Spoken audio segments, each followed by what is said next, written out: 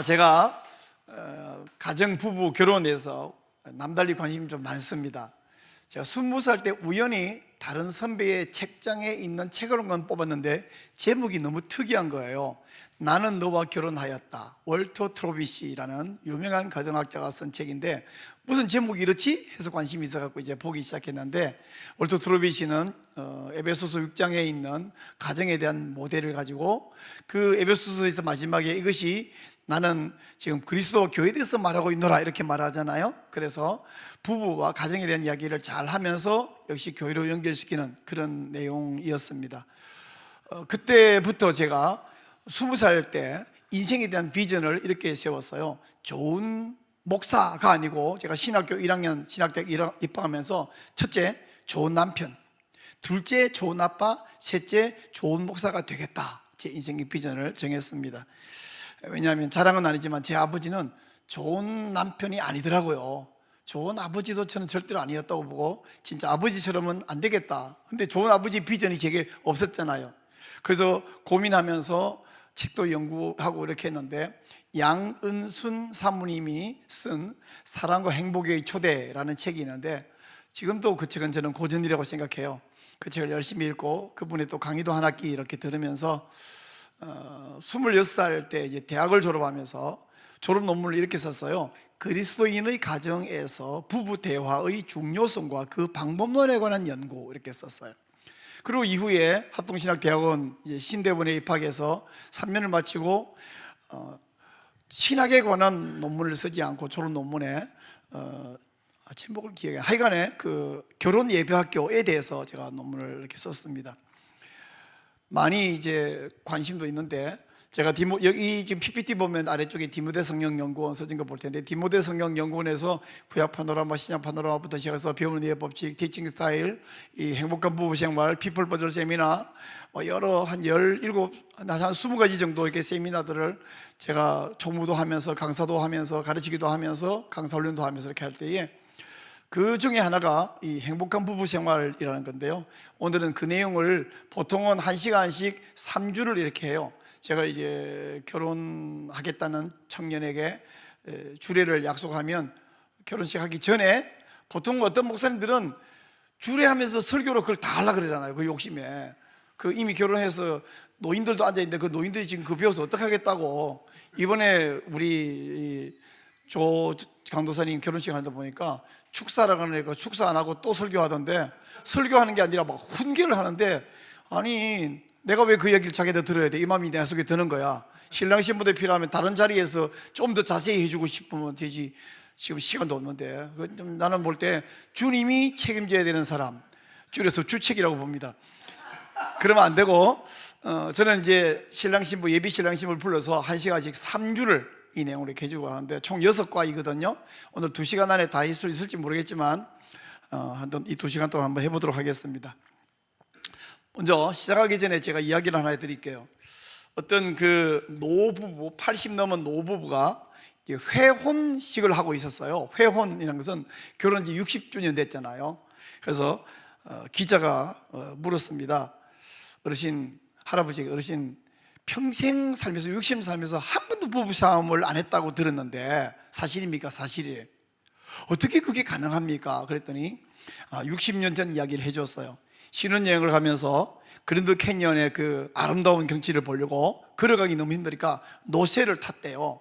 부부가 각각 이렇게 노새를 타고 가는데, 그 노새가 게을러가지고 얘가 자꾸만 이렇게 몸을 이렇게 흔드는 거예요. 떨어뜨리려고. 그러니까 신부가 하나 그러더래요. 또 좀 가다가 또 노새가 이렇게 떨어뜨려 오니까 둘 그러더라고요.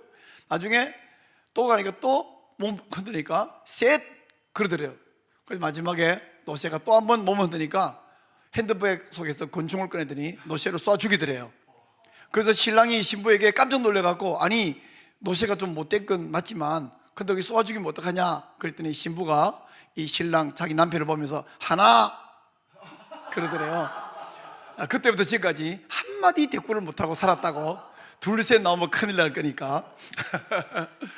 자, 누가 지어낸 말인지 모르겠습니다만은, 사람이 부부가 함께 사는 거 중요하고요, 오래 사는 거 중요한데 어떻게 사느냐 더 중요하지 않습니까? 결혼을 하면 전에 안 보이던 것이 보여요. 우리가 결혼하기 전에 마음에 든다는 표시를 주로 어떻게 하냐면 한쪽 눈을 찡긋 하는 것을 윙크라 그러는데, 근데 결혼하기 전에는 한쪽 눈을 감아요. 그래서 그 사람의 모든 장점은 보이는데 단점은 안 보여. 그러다가 결혼하면 두 눈을 떠요. 그러면 다 보이는 거야. 결혼하기 전에 몰랐던 거, 안 보이던 게 다 보이기 시작하는데, 우리 조영 강사님 뭐 좀 보여요? 아직 안 보이죠? 아직은 안 보일 겁니다. 지금부터 보이면 뭐라 그럴지 모르겠는데 하여간 부부 생활의 원리는요, 그 부부 생활만이 아니라 모든 인간관계, 모든 사랑의 원리가 됩니다. 그래서 이 가정에 대한 하나님의 계획은 결혼한 부부는 물론이고 아직 결혼하는 미혼자, 또 사별했거나 이혼해서 혼자인 분에게도 이 원리는 참 중요하고 필요합니다.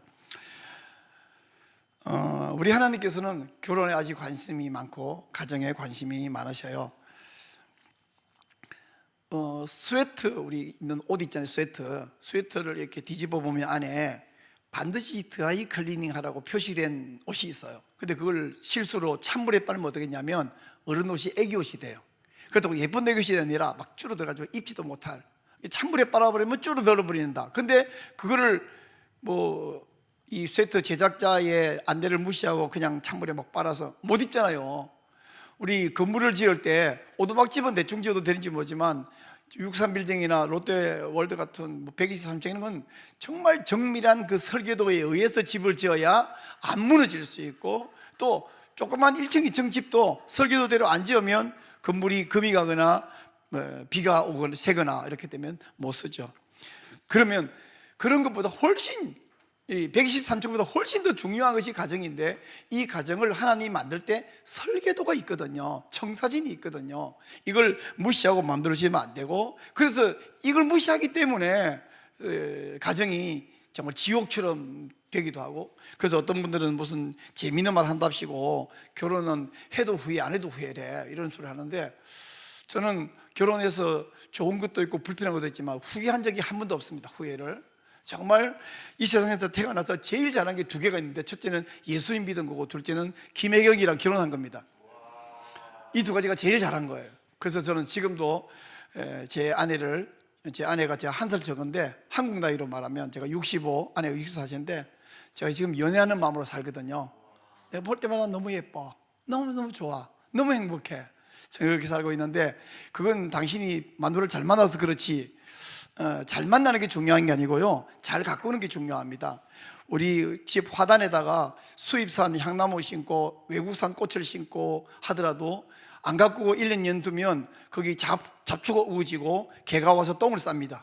그러나 우리나라에 야생화를 심어놨다고, 우리나라에 있는 순수한 그냥 그 소나무 같은 거 심어놨다 하더라도 잘 가꾸면 남들이 지나가다가 쳐다봅니다. 와, 예쁘다. 이렇게 잘 다듬어주고 풀 뽑아주고 물 뿌려주고 싹 청소하고 돌 이렇게 안 무너지게 해주면 정원이 아름다워지는데, 가정이 어떤 남자 만나느냐 중요하죠. 어떤 남자 만나 정말 중요해요. 그러나 잘 만나는 건 너무너무 중요하지만 잘 만났다고 땡 끝이 아닙니다. 그때부터 시작이고, 잘 가꾸면 저는 지금 38년째 가꾸고 있는데, 제 가정은 저는 정말 아름다운 정원이라고 저는 자부하고 있습니다. 오늘 함께 나눌 이 제목이요, 가정에 대한 하나님의 청사진. 첫째는 기초가 있고요, 두 번째는 부부의 역할이 있고, 셋째는 부부의 책임이 있습니다. 기초는 두 가로 되어 있는데 떠남과 연합이라는 건데, 떠남이 부부의 역할이고 연합은 부부의 책임입니다. 두 번째, 이 앞에 말한 역할 부분을 제가 또 다시 이야기하는 것은 남편의 역할은 머리됨이고 아내의 역할은 돕는 배필이다. 책임 부분에서는 남편의 책임은 사랑이고 아내의 책임은 복종이다. 여기까지만 들으면 무슨 소리인지 잘 모르겠기도 하지만, 여성분들 가운데 뭐라고 나보고 지금 복종하라고요? 그런 생각이 드는 건 좋습니다. 이따 6과에 가서 무슨 말 하는가를 들어보시면 좋겠습니다. 1과에서 말씀드린 것은 부부의 역할은 떠남이다 하는 것입니다. 성경에서 결혼에 대한 하나님의 첫 번째 명령은 뭐냐면 떠남이에요. 창세기 2장 24절, 그러므로 남자가 부모를 떠나라, 이게 첫 번째 명령이에요. 떠나라고 하는 이것에 대해서 어떤 분이, 근데요 그 떠난다는 게 꼭 이렇게 장소 떠나는 것만 떠난 건가요? 근데 우리 집의 아들들은 뭔 말을 하고 약간 좀 이렇게 알쏭달쏭하고 있으면 바로 나옵니다. 아빠, 그 히브리는 어떻게 돼 있어요? 우리 아들은 바로 물어봅니다. 여러분도 이제 그렇게 문다고 봐고, 히브리어로 떠난다는 말은 아자브라는 단어인데, 이 말은 성경에서 어떤 의미로 쓰이냐면요, 첫 번째는 진짜 말 그대로 장소적인 떠남을 이야기합니다. 창세기 4장 22절에서 우리가 내주께 말하기를 그 아이는 아비를 떠나지 못할지니 떠나면 아비가 죽겠나이다. 이 떠남은 아버지로부터 장소적 공간 분리를 말하거든요. 그래서 떠남은 아자브, 그래서 떠난다. 두 번째, 떠난다는 말은 풀어준다는 의미도 있습니다. 그 출애굽기에서 짐승이, 나비가 쓰러진 거 보면 짐을 풀어주어라. 그래야 나비가 이제 이러다 짐이 눌려 다치고 죽잖아요. 그래서 풀어준다는 의미도 있습니다. 또 하나는 버린다는 의미입니다. 버린다는 것은 이렇게 물건을 버린다는 개념보다 아버지를 버리고 떠난다, 이렇게 하나님을 버리고 떠난다. 이거 무리가 나를 버리고 다른 신에게 분했다, 하나님을 버리고 떠난다, 이 버린다, 이런 개념도 여기 있습니다. 그래서 떠남은 장소적인 떠남, 풀어줌, 버림, 세 가지 의미가 있는데 이걸 다 합치면 이런 의미입니다. 결혼이란 부모에게서 정서적, 육체적, 재정적, 영적으로 독립해서 배우자와 함께 서는 거예요. 이제는 더 이상 정신적으로 의지하지 않고, 재정적으로 돈 주세요 의지하지 않고, 이제는 학고방에 살든 뭐 어리어리한 데 살든 그건 알아서 살고, 뭐 샌드위치만 먹든 매일 진수성찬 먹든 알아서 먹고 더 잘 먹으려고 하는데, 나 먹을 거 없어요, 아빠 돈 주세요. 더 이상 이제 아빠 아니고 농담으로 말하면 남의 집 남자예요. 엄마 뭐 주세요, 엄마 남의 집 여자예요 이제. 그래서 떠난다는 말은 단지 떠나는 게 아니라 떠나서 아내와 연합하여 한 몸 이루라, 그것 때문에 그렇습니다.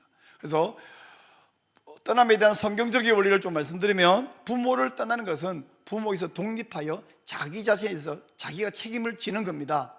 그리고 부모를 떠나는 것은 이제 결혼식 때부터 시작해서 섬겨야 할 대상을 바꾸는 거예요. 섬겨야 할 대상을 바꾸는 게 이겁니다. 보통 이제 그 마마부인은 이렇게 말합니다. 어머니가 안 된다는데 어떡해, 이러면 마마부인. 그리고 이제 정상적인 떠남, 성경적 떠남을 실현하는 사람은 어머니 죄송합니다, 제 아내가 안 되겠대요, 이런 말을 할 수 있어요. 여기 읽어보세요. 조영삼 읽어보세요. 시작. 어머니 죄송합니다, 집사람이 안 된대요. 이 말 안 해봤죠 아직까지? 앞으로는 이런 말을 할 일이 없으면 좋은데, 상황적으로 아내의 생각과 어머니 생각이 의견이 달라 그러면 위에 말하면 안 되고, 어머니 죄송합니다, 제 아내가 안 되겠답니다. 그럼 처음에는 혹시 둘 중에 하나일 거예요. 야, 내 아내가 진짜 성경적으로 성숙했구나, 그럼 좋은데, 이런 오리대질이 안 된 연세 드신 부모님들은 이렇게 섭섭하고 더 심할 때는 노발대발 할 수 있는데, 두 번, 세 번, 네 번 하면 이게 누가 포기해야 되냐면요, 내가 포기하거나 내 아내가 포기하거나 내 어머니가 포기해야 돼. 아, 우리 아들 놈은 처음에는요 키워놨더니 소용없다, 소용없는 게 아니라 잘 키운 건데, 그걸 잘 모르시는 어머니들이 많이 계셔요. 떠남은 세 번째, 내 부모를 공경하라고 하는 성경적 명령을 무시하는 것이 아닙니다. 아까 말한 그 말은 부모를 무시하는 게 아니고요, 성경적인 가정을 세우겠다는 것이고, 떠남은 또한 여러분의 자녀도 떠나도록 훈련시키는 거예요. 지금은 엊그저께 결혼하셨고 했지만 황영희 전사님 그 아름다운 예쁜 딸 언젠가는 떠나보내야 되거든, 그죠? 떠나보내는 연습을 지금부터 해야 돼요. 보여줘야 돼요. 자녀가 결혼하기 전에 여러분의 삶을 통해서 어떻게 떠나는지 본을 보여줘라. 자녀가 결혼할 때는 모든 미련을 끊고 기꺼이 보내줘라. 제가 이야기를 탯줄을 자르라. 제가 이제 어떤 교회에서 헌신예배, 특별히 여전도의 헌신예배 초청을 하면 창세기 2장 24절을 가지고 제목 탯줄을 자르라 이래갖고 설교 제목을 보내줘요. 그럼 저쪽에 친구 목사님이, 저를 초청한 목사님이, 야 이거 설교 제목이 이상하다 이거. 그래서 안 이상합니다. 그래서 가서 여전도의 회원들이 뭐 대개 40대 50대 60대 뭐 70대 이러잖아요. 그러면 이분들에게 여러분의 아들 딸을 보내줘야 됩니다. 내 아들이라고 아니라 남의 남자라고 생각하세요. 그 여러분 아기 태어났을 때 10개월 동안 데리고 있던 내 아이를 배에서 나왔어요. 그럼 제일 먼저 뭐 합니까? 탯줄 자르죠. 아깝다고, 내 새끼인데 내 몸에서 내 이 모든 DNA, 내 피 가지고 나갔는데 떼낼 수 없어, 이런 말을 하는 자체가 우습잖아요. 그러므로 탯줄부터 잘라야 되듯이 결혼을 하려고 할 때, 했을 때 정신적, 마음의 탯줄, 영적 탯줄을 잘라라. 그 필요한 거는 그 전에 교육해야지. 아들을 교육하고 딸을 교육해야지 왜 사위를 교육하고 며느리를 교육하려고 그래요. 어떤 분은 아주 잘난 척하면서 우리 집은 뼈대 있는 집안이라 결혼하면 사위를 혹은 며느리를 적어도 1년 동안 집에 데리고 있으면서 교육을 좀 시켜내보내겠다고. 왜 남의 여자를 교육시키려고 그래? 자기 아들을 교육시키면 그렇게 자신이 없어요? 내 아들을 충분히 교육시켜 놨으면 이제 보내면 아들 며느리가 잘하겠지. 그걸 못 믿어가지고 1년 데리고 있단 말입니까? 자, 기꺼이 보내줘라. 그리고 세 번째, 자녀가 결혼한 후에는 당신의 역할을 부모에서 멘토로 바꾸라. 이 말은 지금 이제 우리 어머니 아버지를 공경 안 하는 게 아니라 멘토로 모시고 도움을 받지만 그게 의존하는 건 아니다. 내가 언젠가 아들 딸을 결혼시켜 보내면 나는 멘토지, 너의 이제 한 집 아버지로서의 말고 이제 성숙한 성인으로서 멘토로서 내가 필요하다면 도와줄게. 월터 트로비시, 아까 제가 나는 너와 결혼하였다라는 책을 쓴 월터 비시가 한 말 중에 이런 말이 있어요. 모세는 아프리카에 400년 살다가 나온 지도자 아닙니까? 그때 아프리카에서 남자는 부모의 집이나 부모의 집 가까이 살았습니다. 그리고 아내는 그런 남자에게로 와야 됐습니다. 우리나라도 그랬죠. 우리나라도 계속해서 시집 간다 그랬죠. 결혼한다는 말이 대명사가 시집 간다, 시집에 들어가 사는 거예요. 이 아프리카도 그랬다는 겁니다. 자, 이런 사회에서 여자는 부모를 떠나 남편이 가지고 일을 해야 되는데, 그때 성경은 뭐랍니까? 남자가 부모를 떠나 했어요. 이 남자라는 말은 1차적으로는 남자예요. 여자 아닌 남자. 2차적으로는 남자와 여자를 합친 모든 사람입니다. 맨이라는 말은 우먼이라는 말이 있을 때는 남성을 뜻하지만 우먼이라는 말이 없이 맨이라면 모든 사람을 뜻합니다. 맨은 남자 혹은 사람이라는 뜻이 이쉬라는 히브리어 단어는 남자와 사람을 뜻합니다. 이쉬아가 있을 때는 남성, 여성으로 나누는데, 그래서 남자, 이쉬, 남자가 부모를 떠나라고 할 때는 1차적으로는 남자예요. 그러므로 여자만 부모를 떠나는 그 상황에서 남자 부모를 떠나, 이건 혁명적인 메시지였죠. 우리나라도 지금은 그렇지 않습니다만 고대에는 남자가 떠난다는 것은 있을 수 없는 분위기나 이제 어떤 분위기, 사회적 관계없이 성경적으로 우리는 세워야 할 것입니다. 그러므로 이제 여러분 우선 결혼하신 모든 분들은 여기 같이 배우자 있건 없건 한번 읽어보시면 좋겠습니다. 오늘 시작. 오늘 나는 부모에게서 정치적, 재정적, 정서적, 영적으로 독립하여 배우자와 함께 사는 것이 우리의 결혼을 향한 하나님의 뜻이라고 확신합니다. 네, 이제는 미혼자, 독신자 다 함께 한번 더 읽겠습니다. 시작. 나는 결혼 후에도 부모를 의지하는 것이 우리 결혼을 위한 하나님의 계획을 방해하는 것임을 깨닫고 더 이상 부모를 의지하지 않기로 당신에게 약속합니다. 네, 여기까지 일과 이제 떠남이 첫 번째 책임이고요. 두 번째 책임은 뭐냐면 부부의 책임은 연합하는 거예요. 연합. 남자가 부모를 떠나 아내와 연합하여 둘이 한 몸을 이룰지도다, 이렇게 말씀했습니다. 그래서 떠나는 것은 방황하려고 떠나는 게 아니라, 자유를 찾아 떠나는 게 아니라 아내와 연합하기 위해서 떠나는 것입니다. 그래서 아내와 연합하여 이렇게 하나님이 명령하셨거든요. 그러면 역시 또 히브리어로 가봅시다. 연합한다는 건 뭔 의미냐 할 때에 첫 번째는 결합하는 거예요. 결합. 그래서 이 똑같은 단어가 헬라어로 번역됐을 때 고린도전서 6장 16절에서 창기와 합하는 자는 저와 한 몸인 줄 알지 못하느냐 할 때 합한다, 연합한다라는 의미로 써 있었습니다.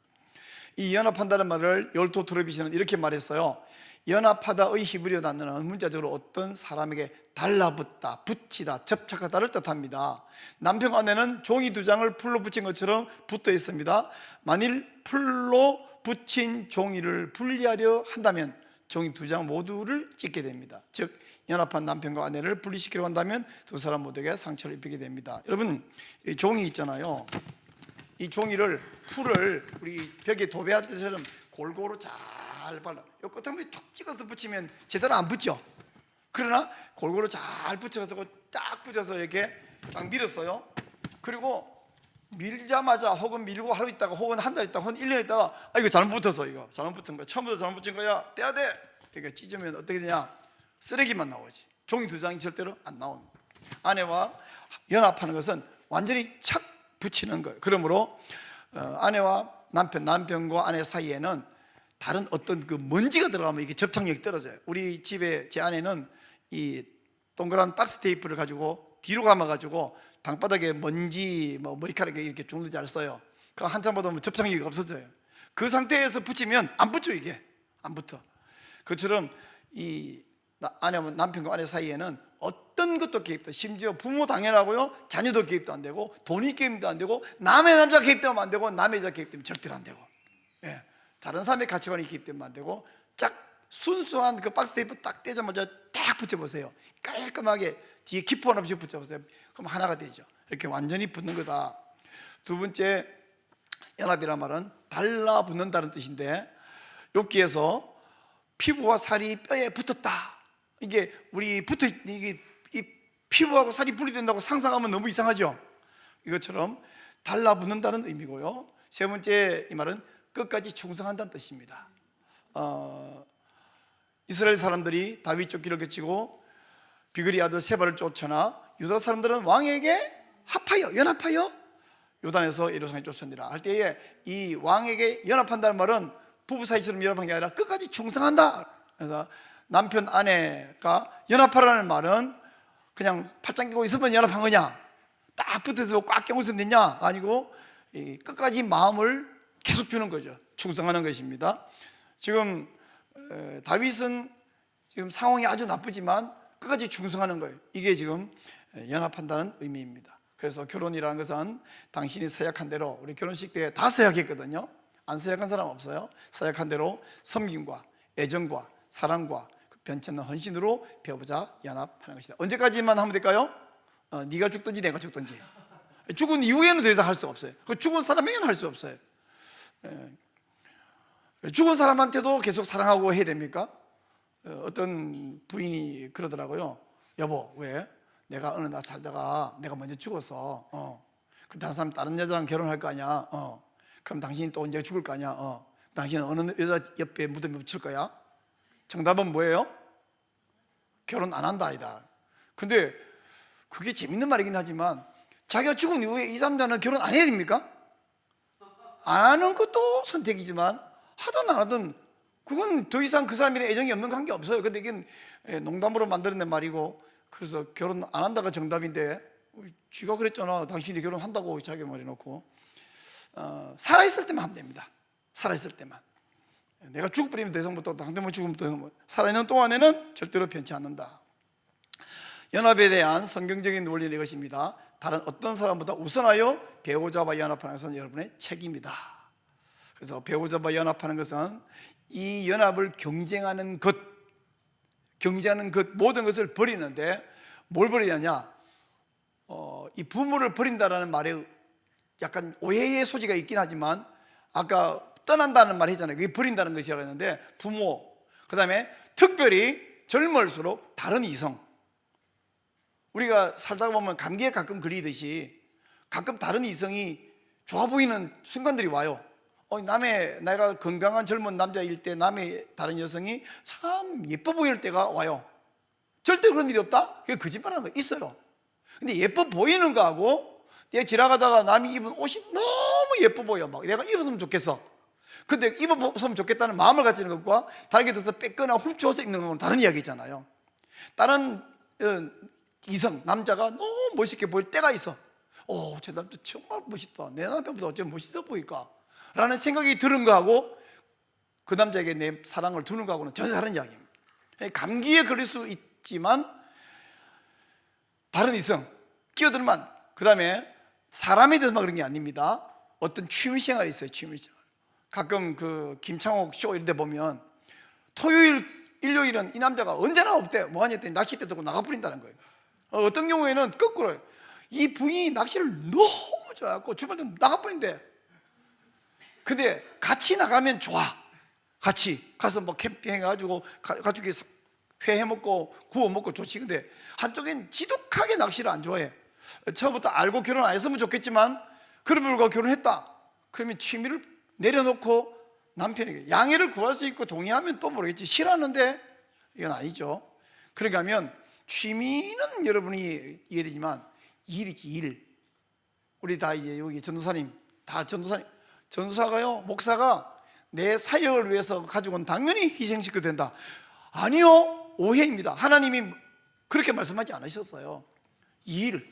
일단 일반 직업이든 목회 사역이든 남편의 동의를 얻고 아내의 동의를 얻어서 얼마든지 협조해주고 하는 것과 달리 이 일이 부부관계를 소원하게 만들 뿐 아니라 관계를 깨뜨린다. 그러면 일을 줄이든지 일을 바꾸든지.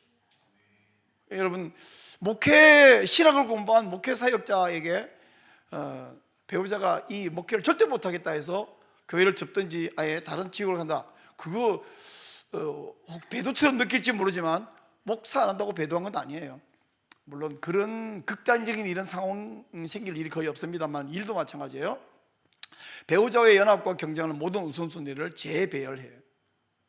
하나님 첫 번째, 두 번째 남편과 아내, 그 다음에 제가 말했잖아요. 나는 인생의 목표를 첫째, 좋은 남편, 둘째, 좋은 아빠, 셋째, 좋은 목사, 이렇게 정했어요. 그래서 우선순위를 잘 배열해야 되고요.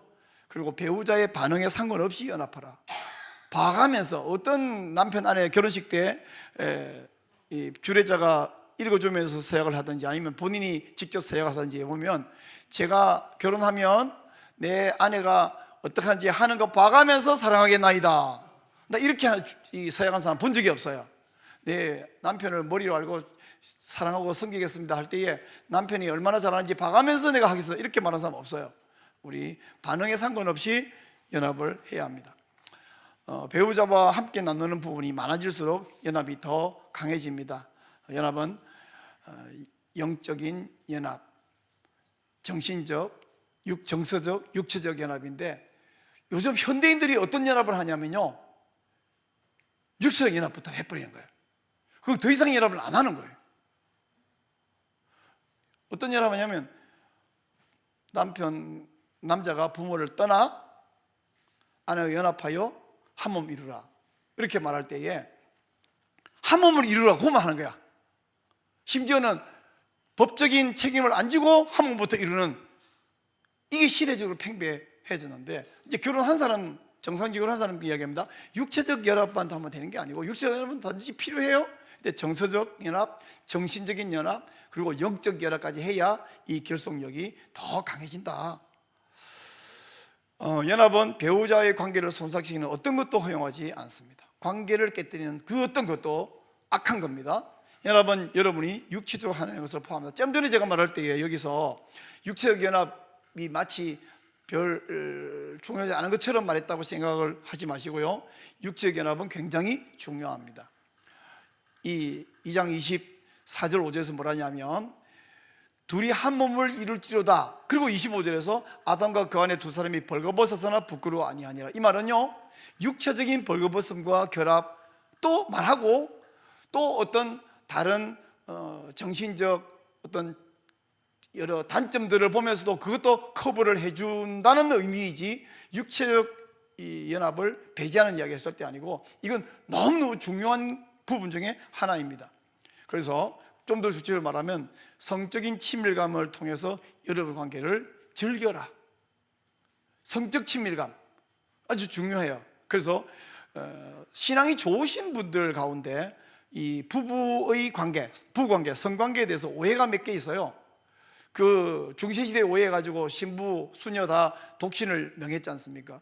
그 이후에 얼마나 많은 폐단이 생겨났고, 음행이 만연하고, 동성애 만연하고, 수도원의 영아 사례가 수없이 있고, 그런 폐단입니다. 성관계는 인간이 타락한 결과다, 이거 오해입니다. 여기 아멘하면 안 돼요. 타락 결과 아닙니다. 하나님이 처음부터 명령하신 거예요. 성관계는 종족 번식만을 위해서 목적으로 한다, 이거 아닙니다. 용인의 어떤 목사님은 부부가 서로 합의하에 둘 다 거제를 했다더라고. 그거는 훌륭하거나 존경스러운 게 아니라 성경을 왜곡해서 오해한 것입니다. 그런 거 따로 본받으면 안 됩니다. 성관계는 영적 생활을 방해한다, 이거 거짓말입니다. 성관계가 절대로 영적 생활을 방해하는 게 아니고요, 건강한 남자는 이거를 못하게 하면 오히려 영성이 떨어집니다. 그건 제가 남자 후배들만 있으면 이야기 드릴게요. 자, 그다음에 두 번째, 도덕적인 순교를 통해 여러분의 관계를 보호하라. 도덕적 순교를 이게 깨지면요, 성경에서 음행이라고 할 때에 음행과 우상숭배가 동의어로 쓰여지고 있습니다. 도덕적 순교를 깨뜨리면 영적인 하나님과 관계가 깨집니다.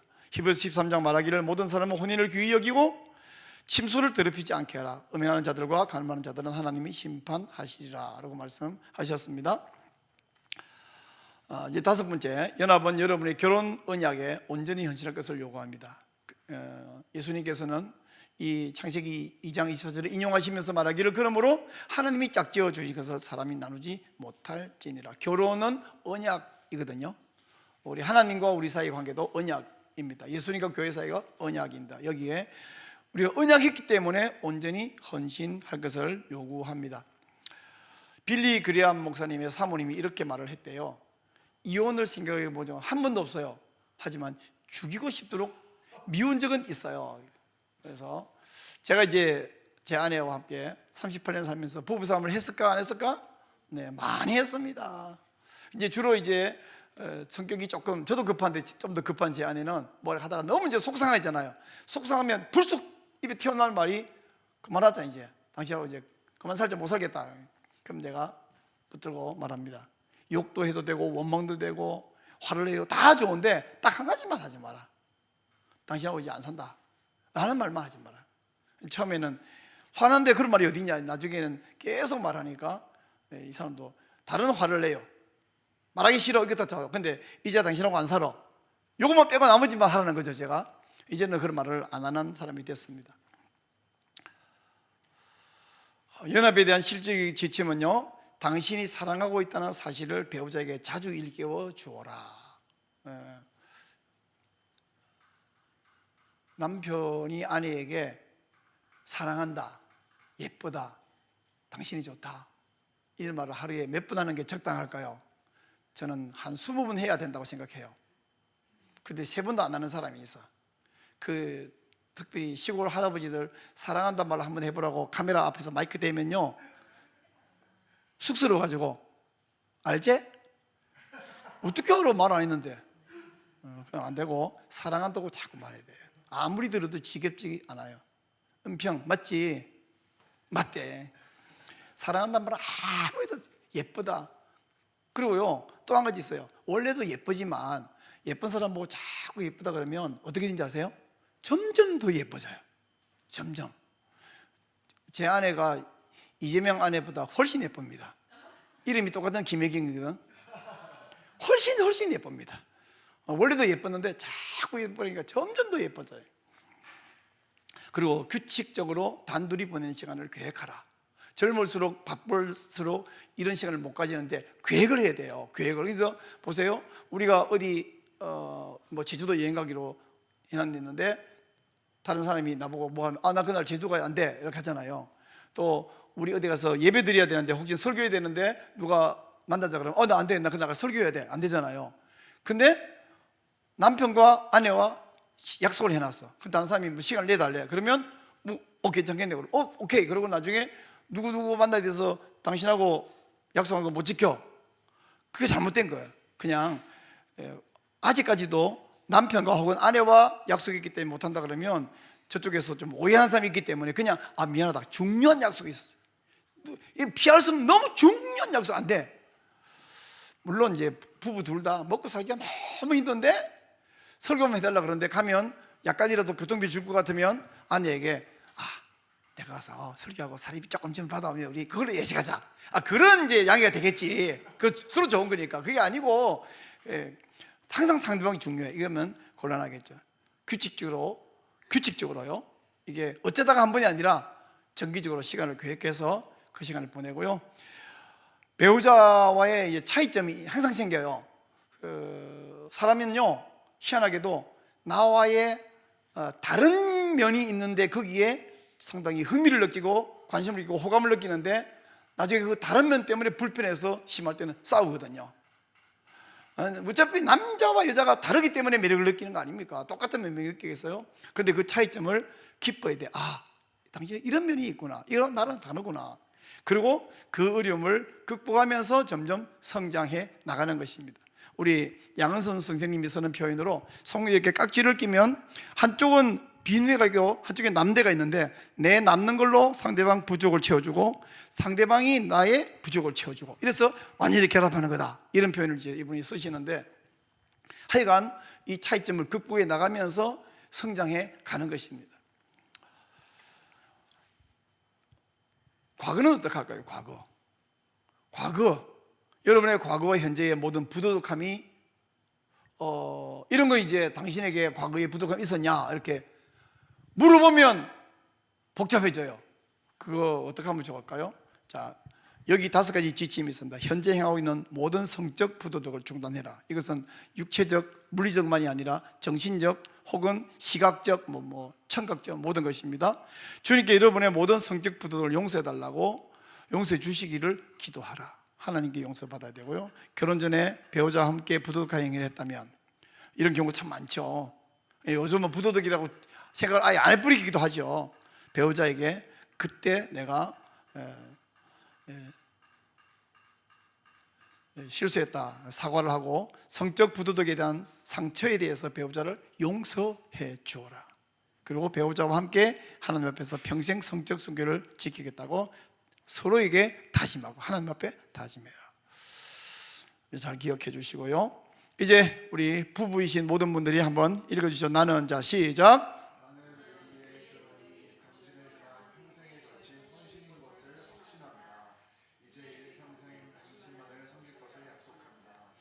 나는 오직 당신과 연합하기 위해 우리의 관계를 해치는 것은 누구든지 무엇이든지 허용하지 않으며 우리가 연합하도록 이끄시는 하나님의 계획에 따라 살 것을 서약합니다.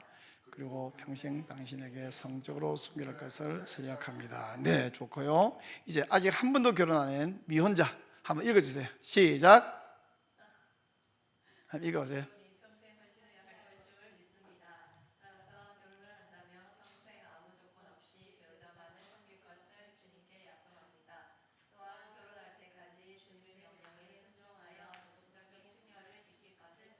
네, 현대 사회가 참 복잡하고 사람이 완전하지 못해서 가끔은 이제 옛날에 이혼을 했다, 혹은 옛날에 아무도 모르게 이 성적 부도덕한 일이 혹시 있었다, 이런 사람이 이제 예를 들어 있었는데, 그런 분이 이런 이야기를 들을 때 저는 이제 그렇게 불가능한데요. 아니요, 오늘부터만 잘하면 돼요. 과거를 이야기하는데 오늘부터 옛날에 결혼 심지어 이혼까지 했다. 이혼했는데 이제 끝인가요? 인생 다 끝났나요? 아니요. 오늘부터 그저는 하나님이 너 인마 과거에 이랬으니까 너 이제 가능 없어라고 말하지 않습니다. 자, 두 번째, 이게 멀티글자 하나 깨졌는데, 네, 아니요. 부부의 역할에 대해서 이야기하겠습니다. 부부의 역할. 남편은 머리됨, 아내는 돕는 배필이라는 역할인데요. 남편의 역할은 머리됨이 역할입니다. 에베소서 5장 23절, 이는 남편이 아내의 머리됨이 그리스도께서 교회의 머리됨과 같음이니 그가 친히 몸의 구주시니라. 남편은 아내의 머리다 라고 말했습니다.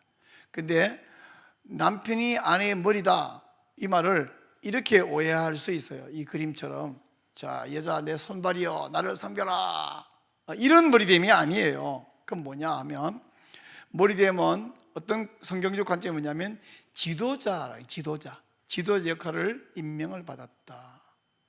그래서 우리 삼위 하나님이 계시잖아요. 성부와 성자와 성령은 그 존재의 본질과 영광과 권능이 동일해요. 근데 역할이 다르잖아요. 우리를 위해서 이 땅에 오셔서 죽으신 분은 예수, 성자이신데, 성자가 이렇게 팔짱 딱 끼고 아버지 하나님께 내가 왜 고생해야 돼요? 이렇게 하시지 않잖아요. 성령님은 예수님이 해놓은 일을 늘 이렇게 내가 네 시다바리가 이렇게 성령님이 그렇게 안 해요. 근데 당신의 역할들이 있잖아요. 아버지 하나님과 아들 하나님. 우리 남편과 아내 중에서 아내는 힘이 없어서 질질 끌려다니고 맨날 종처럼 끌려, 이런 개념이 아니라 역할이 다르다. 근데 남편은 머리 역할을 맡겼어요. 두 번째는 권위를 위임받았다라는 뜻입니다. 예수님의 교회의 머리예요. 마찬가지로 남편은 가정의 머리, 부부의 머리예요. 권위를 주셨습니다. 이 권위를 인정 안 하려는 것이 현대인들의 사고방식 팽배하고요. 심지어는 이제 페미니스트들, 페미니즘이 이거 아예 망가뜨려 버리려고 이것이 여인의 무덤이고 이것이 불행의 시작이라고 주장을 하죠. 하나님과는 반대로 주장하는 것이 에덴 동산에서 출발했는데 지금도 주장하고 있죠. 또 머리 된다는 것은 책임을 지는 것입니다. 온몸이 머리로 말미암아 마디와 힘줄로 공급함을 얻고 연합하여 하나님이 자라게 하심으로 자라나니라 이렇게 말씀했는데, 몸에서도 이 머리가 없으면, 우리 손이 하나 어떤 사고로 잘라져 나가도 멀쩡히 살고 다리가 하나 잘라져 살고 있는데 머리가 잘라져 나가면 이제 사람 죽는 거예요. 머리가 없으면 안 되는 거예요. 그래서 머리가 책임을 진다라는 의미입니다. 그래서 머리됨의 청사진은 뭐냐면, 하나님의 계획에 의해서 남편은 아내의 머리이며 위임받은 권한을 사랑으로 실천한다. 군림하는 것이 아니라 사랑으로 실천하기 때문에 이런 머리됨의 위임을 주셨습니다. 성경적으로 구체적으로 설명하면, 첫째, 하나님의 결정에 따라 남편은 아내의 머리다. 이 남편이 아내의 머리 되는 것은 우리가 의논해서 정한 게 아니라 하나님이 결정해 주신 거예요. 그래서 남편의 머리 되면 능력에 따라서 정하는 것도 아니고 그 사람이 인품으로 정하는 것도 아니고, 성경이 다시 말하면 하나님이 남편에게 머리가 되라고 남편으로 임명해 주셔요. 네가 머리가 지금부터 머리가 되어라, 머리가 한번 해봐라. 그냥 머리이다 이렇게 말해요. 머리이다, 그냥 머리다 라고 말하지 머리가 되어봐라 이렇게 말하지 않습니다. 머리된 남편은 아내와 가정을 다스리며 그들에게 필요한 것을 공급하는 적극적 지도자입니다. 돌봐야 줘야 됩니다. 그리고 앞서 계획하고 공급을 해야 됩니다. 머리 되는 게 쉬운 게 아니에요. 와 이렇게 나 이제부터 머리니까 내 마음대로 할 수 있겠네 아니라 책임지고 돌보는 것이 머리라는 것입니다. 머리된 남편은 아내 위에 군림하거나 권위를 행사하지 말고 이해와 귀하게 여김으로 아내를 이끌어야 되는데, 어떤 남편은 자기 머리 역할을 하는 것을 아예 포기해버리는 사람이 있어요.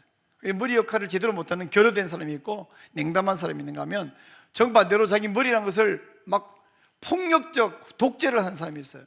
이쪽 끝머리도 안 되고 저쪽 끝머리도 안 되고 가운데 참된 남편상을 성경이 말하고 우리가 이것을 정립해야 됩니다. 그래서 머리됨을 위한 실질적 지침은 뭐냐면, 당신의 역할에 대한 부족함, 두려움, 염려를 성경의 해결책을 줘서 극복해라. 우리 다 부족하잖아요. 제가 좋은 남편, 좋은 아빠, 좋은 목사, 그래서 제가 그걸 딱 정했더니 좋은 남편이 돼버렸나요? 제가 말했잖아요. 22살 때 부부 대화의 중요성에 대한 논문을 썼는데, 결혼하고 1년, 2년 살면서 그 논문을 빡빡 찢어버리고 싶은 마음이 엄청 많았어요. 근데 문제가 뭐냐면, 그 논문을 아무리 찢어도 해결되는 게 아닌 거예요. 그 논문을 찢는다고 해결되는 게 아니라, 내가 그 맞는 말을 써놨는데 내가 내 논문에 그 논문 원리대로 하려고 노력해야지 논문을 찢을 일은 아니잖아요. 근데 찢고 싶은 마음이 한두 번 든 게 아니었어요. 가끔은 제 아내가 힘들어하는데 이 힘들어하는 원인을 딱 한마디로 줄이면, 너무 슬프게도 이 사람이 힘든 이유가 한 개야. 나랑 살아서 힘든 거예요. 그래서 이 사람 안 힘들게 하기 방법은 나랑 안 살아야 되는데, 지금 이 사람은 이제 중고품이야. 보내줄 수도 없어. 나를 버리고 간다고 행복할 수가 없는 거예요. 이제 처음부터 근데 이게 잘못 시작, 그럼 우리 잘못 시작한 부분인가요? 아니죠. 우리가 부족한 사람들이 잘 시작했는데 하다 보면 어렵기도 하고 마음이 아프기도 하고, 그래서 부족함과 그런 죄송스러움, 두려움, 이 모든 것을 성경적 해결책을 통해서 극복을 해야 되고, 젊은 분들은요, 저분은 완벽하지는 않지만 그래도 비교적 존경스러운 그런 부부이다 싶은 분을 찾아서 멘토로 삼아야 돼. 나를 좀 이럴 때는 어떻게 하면, 이 여성은 어떤 굉장히 존경스러운 여성 보면 그분에게 좀 배우고 싶다, 아내로 살아가면서 이런 부분이 어려워요. 그게 친아버지나 친어머니의 일 수 있으면 참 좋아요. 근데 때로는 친아버지에게는 이런 말을 못할 것 같은 경우도 있고, 친어머니, 친정엄마한테 가서 이야기하면 남편 흠담하는 것처럼 되고, 그럼 이제 친정엄마가 그러냐, 그럼 보따리 써서 돌아가라 이러면 안 되잖아. 그래서 존경스러운 어떤 남성, 여성에게 멘토로 도움을 찾으면 좋겠고요. 당신 자신의 영적인 삶은 물론 아내와 가족의 영적인 삶을 책임져라. 남편, 지금 이제 남편 이야기하는 중이잖아요. 존경스러운 남자에게 상담도 하고 도움을 받기도 하지만, 아내만이 아니라 아내 가족의 영적인 삶까지 책임져라. 아내 가족이 신앙생활자, 왜 남편은 머리인데, 그게 머리가 다른 말로 보면 가정의 제사장이거든요. 제사장으로서 우리 핵가족 여기만 책임질 수도 있지만 좀 더 확대해서 상대방 부모님의 영적인 삶까지 책임을 져라. 자, 이제 우리 또 한번 합시다. 부부가 함께 아까처럼 읽어주시면 좋겠어요. 시작. 오늘 우리는 하나님께서 남편이 아내 머리되게 하신 것을 확인합니다.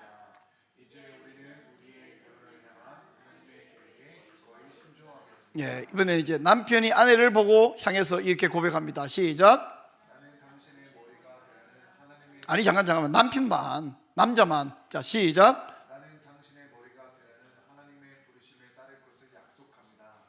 또한 주님이 내게 기대하신 머리가 되지 못했던 것과 당신을 실망시킨 것에 대해 용서를 구합니다. 이제 이해심과 신사도를 가지고 당신에게 봉사하는 적극적인 리더가 될 것을 서약합니다. 네, 우리 이제 조광선님은 아직까지 뭐 용서를 구할 만큼의 기간은 없지만 살다 보면 미래형으로 이제 이야기했어요, 그죠? 자, 이번에는 미혼자 말고 아내만, 아내가 남편에게 자 서약합니다. 시작.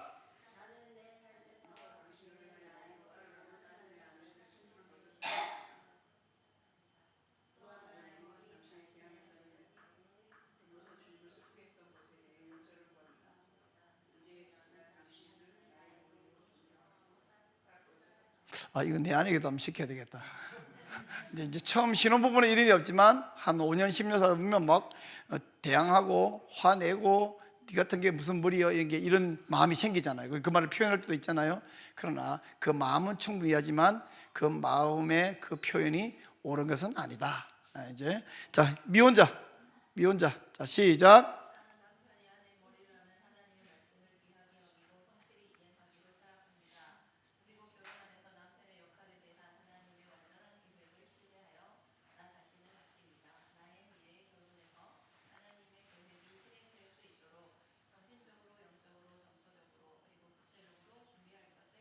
네, 감사합니다. 자, 이제 사과인데 우리 총 6과 중에 지금 이제 52분 나가는데 3과 중에 잘 진행하고 있습니다.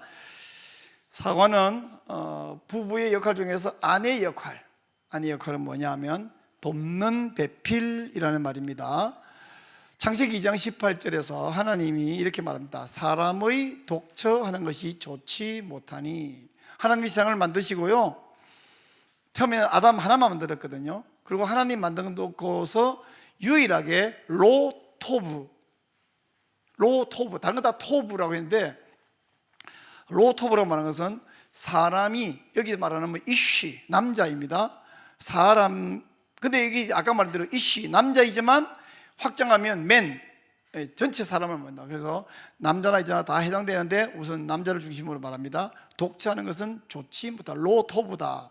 내가 그러요 돕는 배필을 지으리라 이렇게 말했어요. 여기 돕는 배필이라는 말은 히브리어로 볼 때 돕는 배필, 돕는 자는 에제르입니다. 에제르.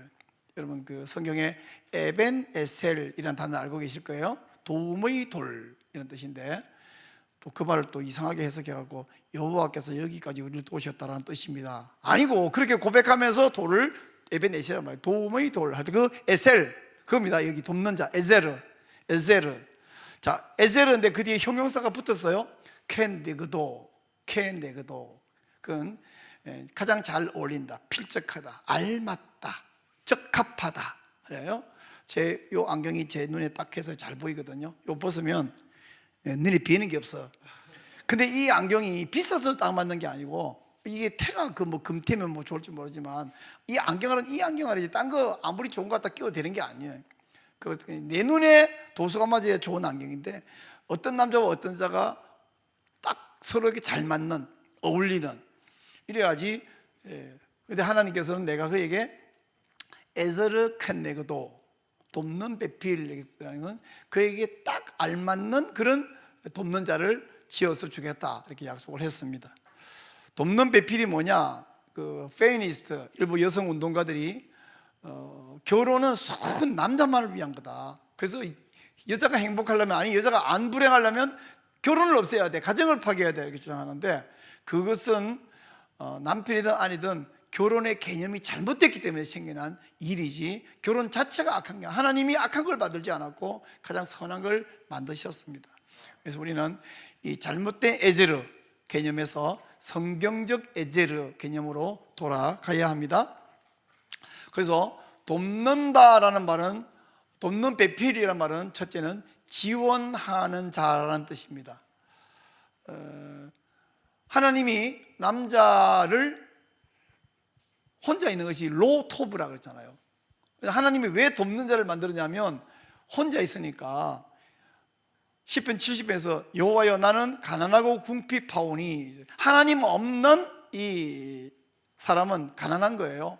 아내가 없는 남편은 가난한 거예요. 이건 제가 이제 억지로 만든 것 갖다 농담으로 갖다 붙이는 건데, 그 우리가 불쌍하다 이런 말 있잖아요. 불쌍하다. 그 제가 억지로 쓰는데 쌍이 아닌 게 불쌍한 거다. 예? 송 간사님, 쌍이 아니어서 불쌍해. 불쌍하지. 그 어원이 아닌데 제가 약간 발음으로 갖다 붙이는 건데요, 정말 불쌍합니다. 가난하고 궁핍하기 때문에 돕는 자인데, 주는 나의 도움이시오, 주는 나의 에제르이십니다. 그래서 아내는 남편에게 뭐예요? 에제르예요. 그래서 남편을 혼자 있으니까 가난하고 궁핍한데 도와줘야 되는데, 하나님이 도와주는데 누구를 통해 도와주냐면 아내를 통해 도와주는 거야. 모든 아내들은 남편을 좀 불쌍히 여기게 돼. 남자가 내가 그것도 못해. 남자들은요 못하는 게 되게 많아요. 지가 아는 거는 엄청나게 큰 소리 치니까 다 할 것처럼 해놓고 나 못해 이러는 거예요. 그래서 아는 거는 엄청 큰 소리 치고 모르는 거 당당하고, 이게 제 아내가 맨날 저보고 하는 소리예요. 어떻게 아는 거는 그렇게 큰 소리 치면서 모르면 좀 부끄러워야 되는데 또 이렇게 또 당당해? 네, 당당해도 해야 살지. 자, 그래서 돕는 자를 하나님이 불쌍해서 주신 거예요. 근데 하나님이 직접 돕기보다 아내를 통해서. 근데 보세요, 아내를, 여자를 만들 때 도와주라고 만들었는데 만약에 여자가 싫어 안 도와줘, 그럼 여자는 이제 존재 목적이 사라지는 거예요. 그러면 하나님이 돕는 자 되라고 만들어놨는데 돕는 일을 안 하겠다? 그럼 뭐 하겠다는 건데? 혼자 살겠다? 하나님이 만든 목적이 아니죠. 돕는 배필의 두 번째 관점은 격려하는 자입니다. 격려하는 자. 하나님이 이렇게 말씀했죠. 두려워하지 말라, 나는 너와 함께 한다. 놀라지 말라, 나는 네 하나님이다. 내가 너를 구세가리라, 참으로 너를 도와주리라. 하나님은 도와준다는 것은 지금 힘을 내라, 일어서라 격려하는 이 격려잖아요. 하나님이 격려하는 거예요. 그러고 하나님이 이 말을 하고 나서 가만히 있으면 우리가 하나님 다 해주냐? 아니, 네가 일어서 해, 내가 하게 도와줄게, 의샤 응원도 해주고 밀어줄게, 이렇게 말씀한. 그래서 돕는 자는 격려하는 자예요. 세 번째는 보호하는 자입니다. 남편이 보호해야 돼요? 아내가 보호해야 돼요? 네, 아내가 보호해야 됩니다. 여담인데 한 번은요, 제가 이렇게 교회당 3층에 사택이 있고 아래층에 이제 본당이 있고 있는데, 아침 7시인가 되는데 어떤 남자가 전화가 왔어요. 그리고는 자기 그 아파트에 사는 어떤 여자 집에 자기 자고 지금 아침에 왔다고 나한테 만나자. 근데 제 아내가 또르륵 따라다녀왔어요.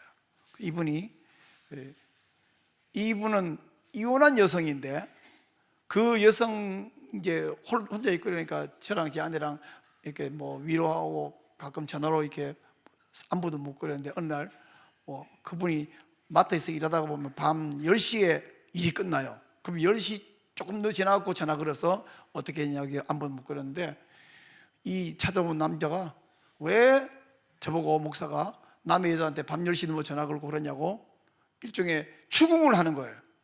제 아내가 엄청 센스가 있어요. 느낌이 이상하대. 아침 7시에 전화 온 게.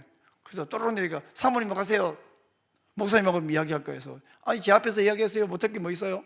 그래서 이분이 추궁하니까 제 아내가 얼른 나서가고, 그거 목사님 전화기로 내가 전화한 건데요? 갑자기 이 남자가 할 말이 없는 거야. 그래서 빨리 저를 보호해주고 이 남자한테 어디 와서 지금 행패 부리고 협박하고 있냐. 자기는 사실은 그 부인 여성이랑 부부도 아니면서 그 집에서 지금 자고 왔다고 자랑하면서 나한테 목사가 왜 밤중에 남의 전 자기 저도 아니야. 근데 제 아내가 보면서 그 전화 내가 한 건데 목사님 전화기로 핸드폰에 이름 남잖아요.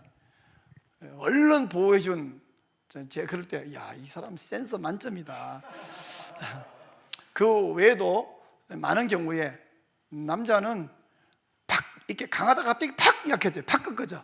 이 공통점이에요, 모든 남자의. 근데 이 여자가 강합니다. 여자가 세워주고 격려해서 보호줄 필요가 있습니다. 여기 주밖에 도와줄 이가 없습니다. 여호와여 우리를 도우소서. 하나님이 아내를 이 여자가 없는 남자는 처음부터 이게 잘못 만들어졌어요. 이게 잘못 만든 게 아니죠. 여자를 만들 계획을 갖고 만들었기 때문에 그 계획을 완성하기 전까지는 남자는 부족합니다. 보호하는 자입니다. 그래서 하나님의 계획에 따라서 아내는 남편의 돕는 배필이 되어 적극적으로 그를 지지하고 격려하고 지원한다. 이것이 돕는 배필에 대한 하나님의 청사진입니다. 자, 성경적 원리를 몇 가지 말씀드릴게요. 첫째, 남편을 돕는 배필로 만드신 분은 하나님이시다. 왜 내가 맨날 남 도와줘야 돼요? 하나님이 이렇게 만들었다니까요. 돕는 배필은 자신의 에너지를 남편을 돕기 위해 우선적으로 사용한다. 이 말이 좀 패미들은 들으면 화를 막 낼지 모르겠는데 이 성경입니다. 돕는 배필은 하나님께서 임명하신 집안의 일꾼입니다. 그래서 돕는 배필을 위한 실제적인 지침을 말하면 아까는 남편에게 사랑한다는 말을 자주 하라고 이야기했죠. 아내는 남편에게 칭찬과 존경을 자주 표현해야 돼요. 인정해주고 칭찬해주고. 남자는요 막 칭찬만 해주면 있잖아요 못 하나 박는 것도 박으면 와 어떤 무엇을 그렇게 잘 잡아. 그러면 막 망치 들고 또 박을 거 없어? 또 박을 거 없어? 내가 다 박아줄게. 이러네. 언제 못 다 박아주는데 뭐 드라이브로 들고 다니면 윙윙 해주면서 뭐 어떻게 잘해. 그럼 칭찬해주고 인정해주면 잘하는데 남자가 제가 못도 하나 제대로 못 박아? 비켜 내가 박을게. 이러면 이제 의기소침해가지고 팍 주고가지고 분명히 몸만 못 박는다 그랬는데 나는 못하는 아무것도 못해 이렇게 됩니다. 칭찬해주고 존경을 자주 표현해주면 좋겠어. 두 번째, 당신을 정기적으로 만나 지원하고 책임져줄 영적으로 성숙한 기혼 여성을 찾아라. 아까 남편에게도 그런 남자를 찾아라 말했듯이 아내도 마찬가지고요. 당신의 영적 성장을 추구하라. 그리고 남편이 영적 기도자 역할을 잘 감당하지 못하더라도 원망하지 마라. 제가 이제 목회하다가 사실 저 혼자 같으면 절대 못할 텐데 제 아내 믿고 예배당을 지었어요. 하나님 믿고 지어야 되는데 아내 믿고 예배당을 지었어요. 교인이 한 15명 되는데 360평을 지었어요. 제 손에 돈이 1억도 없는데 한 7천만 원밖에 없는데 20억짜리를 지었어요. 미쳐가지고 지었어요. 그래서 제 아내랑 같이 그 건축위원도 없이 막 지었어요. 건축위원도 제 아내 둘이서 그 도면 설교도 해가지고 보고 막 그래서 열심히 지었습니다. 한 달에 한 빚을 이자를 한 1,000만 원씩 냈어요. 그러고는 한 3, 4년 가니까 빚이 막 1억, 2억, 3억 계속 늘어. 이제 한 5억이 늘었어요. 이자를 내다가 도저히 못 내갖고 이제 예배당을 다른 목사님에게 정말 구사일생 넘겨드리고 빈손 들고 나왔어요. 아무것도 없잖아. 이제 목사는 뭐 교인 처음에는 건물만 넘겨주려고 그랬는데 그런 받아갈 목사님이 없어갖고 다 이렇게 합병시켜주고 이제 빈손으로 나왔어요. 먹고 살 길도 없어. 그때 제 아내가 무슨 짓을 하냐면 저보고 이제 나가가지고 노동이라도 해서 먹고 살 돈을 벌어야 되겠다고 했더니 쓸데없는 소리 좀 먹어서 공부나 해라. 그래서 이제 박사과정에 들어갔어요. 한 학기에 460만 원 등록금 내고 8학기 책값 내고 밥값 내고 교통비 내고 또 가운 논문 작성비 하면 한 5천만 원 들어갔어요. 5천만 원. 가서 공부나 해라. 그러니까 제가 머리가 좋아가지고 박사가 빨리 된 게 아니라 나는 이제 물러날 길이 없는 거예요. 목회 교회도 없는데 집에서 가족하고 교인 30명 데리고 이제 예배를 드리기 시작하는데 주중에는 뭐 신방을 교인도 없고 예배 처소가 온전한 게 없으니까 나가서 전도하는 것도 쉽지 않고 할 게 공부할 것밖에 없는데 논문도 못 쓴다. 그럼 나 사람이 아닌 거예요. 목숨을 걸고 논문을 썼어요. 그래서 코스 마치고 그 다음 해에 봄에 바로 박사학위 논문 통과됐어요. 그 어려운 것을 해냈다가 제 지도교수의 표현인데, 해낸 이유가 제가 의지력이 워낙 강해서가 아니라 이거 말고는 근데 이걸 못하면 사람이 아닌 거예요. 제가 논문을 쓴 이유는 하나뿐이다. 갈급합니다 라고 제가 이야기했는데, 제 아내가 잘 된 거죠. 그러니까 제가 예수님 믿고 제 아내하고 결혼한 거 두 가지가 제일 잘한 거라니까요. 아니 아무것도 먹을 거 살 게 없는데 먹고 사는 거는 내가 알아서 할 테니까 가서 공부하라는 거예요. 그것도 그래서 막 아들 돈 뺏고 막 해가지고 등록금 내고 막 아들 학자금 지원 받으라 그래서 그 돈 갖다가 내 등록금 내고 이러면서 제 공부하고 있죠. 우리 아들들 대학 다니고 공부하고 있죠. 그래서 온 가족이 돈 벌어서 하나 먹고 학교 다니는 학생밖에 없고 그 짓을 했는데, 저를 키워놓으니까 그 다음부터는 박사 마누라가 된 거예요. 그래서 용인시 우리 연합회 목사님들 모아놓고 제가 설교 세미나 딱 했더니 끝마치니까 사모님들이 가지고 사모님 너무 존경스러워요. 사모님 너무 좋겠어요. 어제 목사님 저렇게 언제 저렇게 공부했어요? 좋겠어요가 아니라 그동안 어떻게 살았는지를 생각을 안 하고 요 반짝반짝 빛나는 거 보면서 너무너무 좋겠어요. 부러워요. 부러우면 니도 한번 해봐라. 그게 할만한가? 할만한 게 아니죠. 영적 성장을 하고요, 남편이 어느 날 사역자도 외형적으로 실패할 수 있고 일반 사업도 실패할 수 있고 건강적으로 실패할 수 있고 다치거나 해가지고, 그럴 때에 다시 세워주는 그것이 내가 사는 길이잖아요. 내가. 그래서 아마 제 아내가 어쩌면 저보고, 제 선배 목사님 그 교수님이 저보고 그러더라고요. 야 엄청 친하니까, 야 이 나이에 왜 공부를 안 해요? 나중에 교수 될 것도 아니고. 그래서 내 대답이 내가 살려고 공부해. 살려고. 이것도 안 하면 내가 죽을 것 같았어. 그래서 제 아내도 어쩌면 너무 힘드니까 이 남자를 박사과정에 집어넣어서 공부를 시켜야 내가 살 것 같다 싶은 생각이 아마 들었을 거예요. 우리 살려고 공부를 박사가 됐는데, 남편이 실패하고 좌절하고 넘어졌을 때가 있어요. 육체적으로 건강을 잃거나 다치거나부터 시작해가지고 여러면 그때 함께 세워서 살려야 살지, 그 버리고는 살 방법이 없거든요.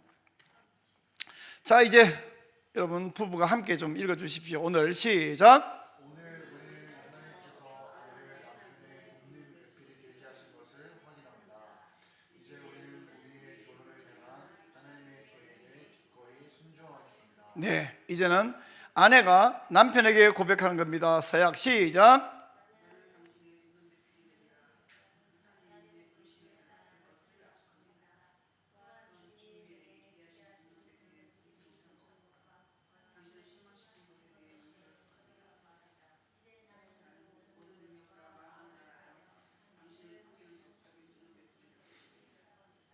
네, 엊그저께 결혼한 부인은 저래야 되겠구나 생각하는데, 결혼한 지 연식이 조금 되신 분은 조금 회개가 나오죠, 그죠?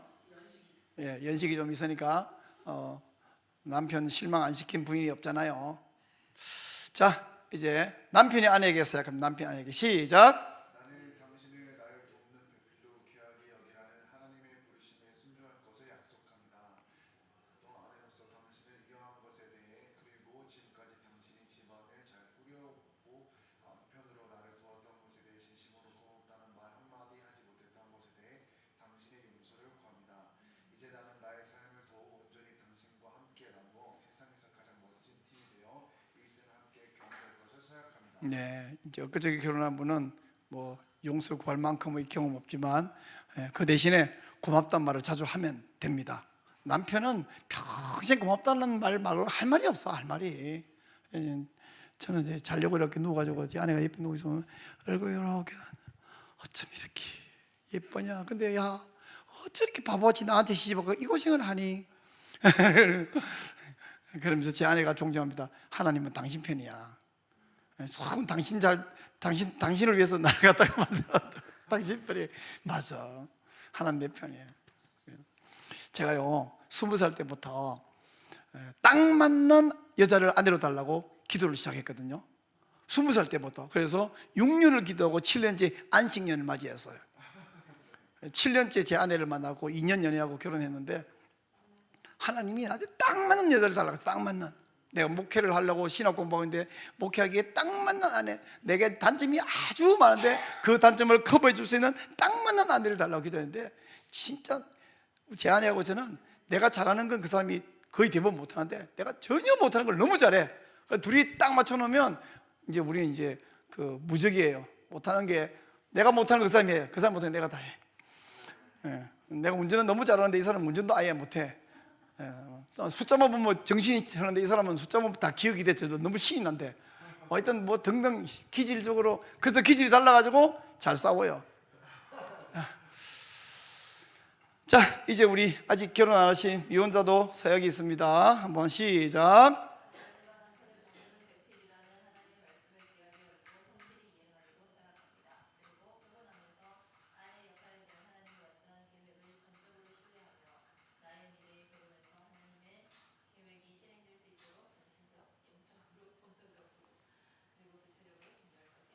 네, 지금부터 잘 준비하면 아름다운 가정 만들 수 있습니다. 이제 우리 마지막 부분에 들어왔습니다.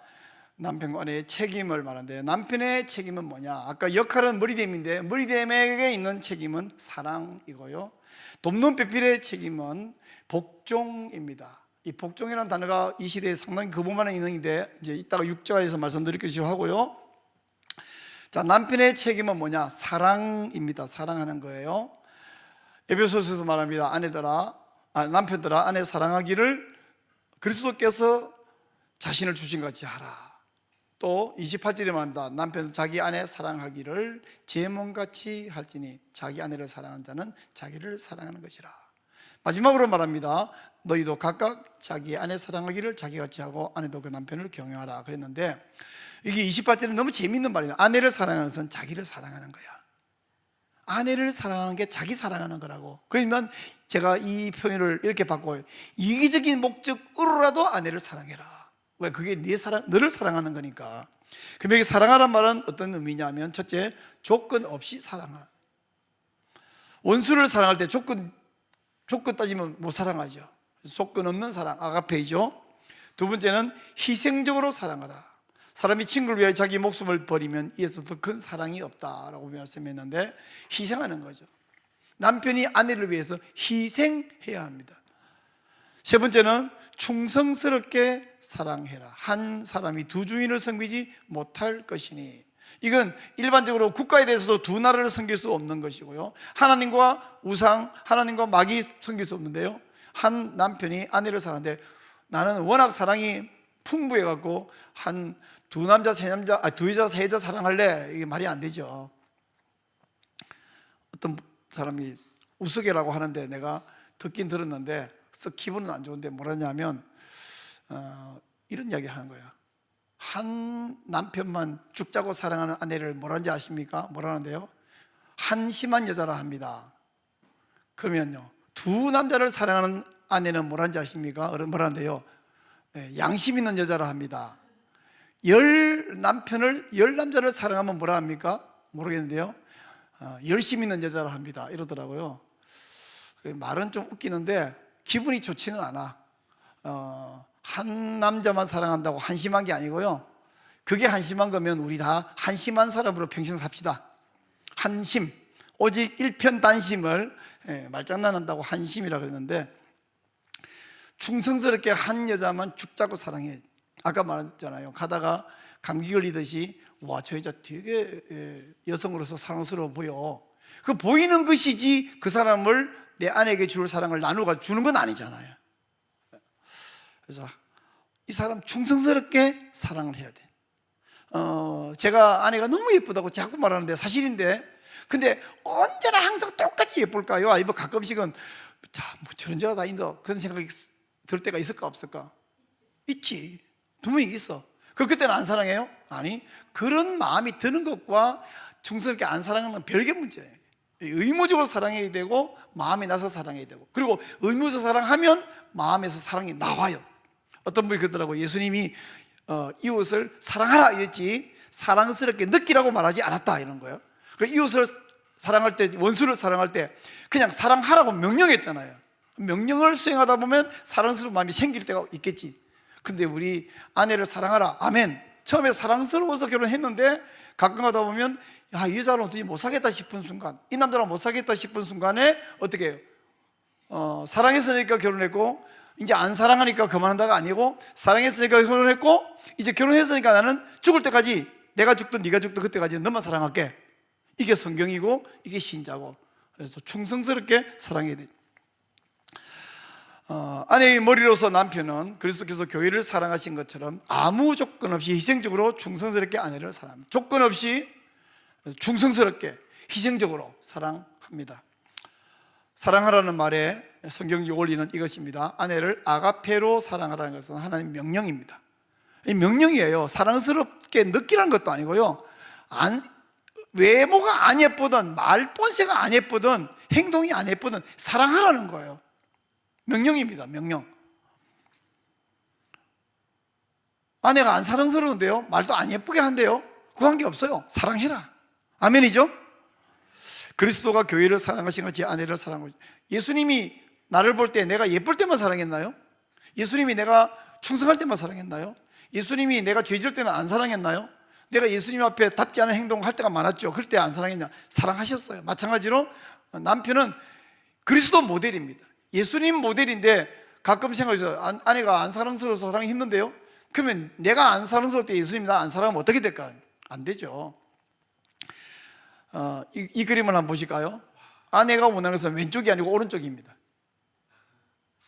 멋진 가구, 멋진 드레스, 멋진 선물 아니고 나를 원해요. 나를, 남편을 원하는 거예요. 그래서 그녀는 당신을 원한다. 모든 여성분들 맞죠? 남편을 원하지, 남편이 주는 선물을 원하는 게 아니라, 남편은 안 원하고 남자가 주는 선물을 원하면 그건 그 있잖아요. 왜 그런 거 원하는 여성 따로 있잖아요. 심각하죠.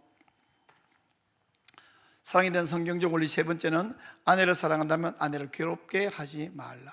말로든지 몸으로든지 어떤 것이든지 마음에 괴롭게 하지 마라. 이런 말 할 때에 제가 이 강의를 할 자격이 있나 이런 생각이 듭니다. 왜요? 저 때문에 괴로워할 때를 늘 보거든요. 자주 봐요. 그러면 회개하고 새롭게 시작하는 거죠. 아내를 사랑한다면 분명한 목적을 가지고 아내를 양육하고 아껴줘라. 아내를 양육해. 건강이 안 좋을 수 있는데 건강이 원래 안 좋은 게 아니라 원래 좀 안 좋은 사람도 강한 사람도 있지만 살다 보니까 나를 위해서 너무 충성스럽게 일하다 보니까 자식들 키우느라고 힘들어서 건강이 약해져서 이것을 양육해주고 아껴주고 돌봐줘야 되고요. 아내를 뜨겁게 사랑한다면 그 사랑이 식지 않게 노력해라. 식지 않게. 제가 아까 말했죠. 제가 지금 내가 65세인데 나 연애하는 마음이 요즘 볼 때마다 연애하는 마음이에요. 너무 예쁘고 너무 사랑하고 너무 행복해. 이거 어떻게 하면 이 됐냐면 세상에 당신 만나면 이쁘니까 그렇죠. 아니요, 노력하면 만들어집니다. 그리고 내 마음에 우러나기 시작해요. 그 다음 노력 안 해도 돼요. 자동으로 굴러가요. 정말 사랑하고 사랑한다고 말하고 사랑스럽게 보고 그러면 사랑이 어렵지가 않고 너무 쉬워요. 너무 당연하고 자연스러워집니다. 자, 사랑을 위한 실질적 지침. 아내를 실망시키거나 좌절하게 하거나 분노하게 하는 모든 일을 중단하라. 꾸역꾸역 하면 안 되고 아내가 싫어하면 중단해야죠. 이거 안 하려면 결혼 안 했어야 되고 결혼했기 때문에 도저히 키울 수는 없고 중단하라. 명령입니다. 당신이 연애할 때 가졌던 느낌과 행동을 회복하라. 연애할 때는 이런저런 행동했는데 어떤 남자들이 농담인지 진담인지 몰라도 못된 말을 해요. 잡아놓은 물고기 누가 미끼 주니? 그 물고기지. 그거는 아내가 물고기입니까? 잡아놓은 물고기 미끼 안 준다 이런 말 하면 안 되고 그건 농담이 아니고 그 회복해야 됩니다. 당신의 사랑을 보여줌으로써 아내가 사랑받고 있음을 실제로 느끼게 해라. 보여줘야 돼. 말로도 해줘야 되고 보여주기도 해야 합니다. 웃기는 이야기 하나 있어요. 어떤 분이 부부 세미나 이렇게 강의 듣고 나서 내가 그동안 아내를 뭐 한 게 없구나 해가지고 막 레스토랑 예약하고 영화표 사고 그래가지고 데려가서 영화 맛있는 거 먹고 영화 보고 카페에서 탁 차 마시고 나오는데 돌아오다가 부인이 그러더래. 어디서 이런 말을 들었나 봐. 남편이 바람을 피우면 아내에게 갑자기 더 사랑한 행동을 한대, 이런 말을 들었나 봐. 솔직히 말해봐, 네, 다 용서해 줄게, 딴 짓 생겼지, 이러더라는 거예요. 이 말은 뭐냐면 얼마나 그동안 안 했으면 이 남자가 이날 이후에 계속 잘하면 이런 말 안 들겠죠, 그죠? 처음에 이런 말 들을지라도 계속해서 해야겠죠. 자, 이제 부부가 함께 서약하겠습니다. 오늘 시작. 오늘 우리는 예수 그리스도께서 교회를 사랑하신 것처럼 무조건적으로 생명적으로 그리고 지속적으로 남편이 아내를 사랑하시도록 부르셨다는 것을 확인합니다. 네, 이제 남편이 서약합니다. 시작. 나는 내 마음을 다해 누구보다도 당신을 사랑하기로 서약합니다. 나는 나의 사랑이 당신에게 얼마나 중요한지 알기 때문에 당신을 충성스럽게 사랑하겠습니다. 나는 당신의 헌신적인 남편이며 죽음이 우리를 갈라놓을 때까지 당신을 나의 가장 사랑하는 아내로 양육하고 보호할 것을 서약합니다. 아멘. 네, 자, 이제 아내가 남편에게 한번 서약해 주세요. 아내들이 시작.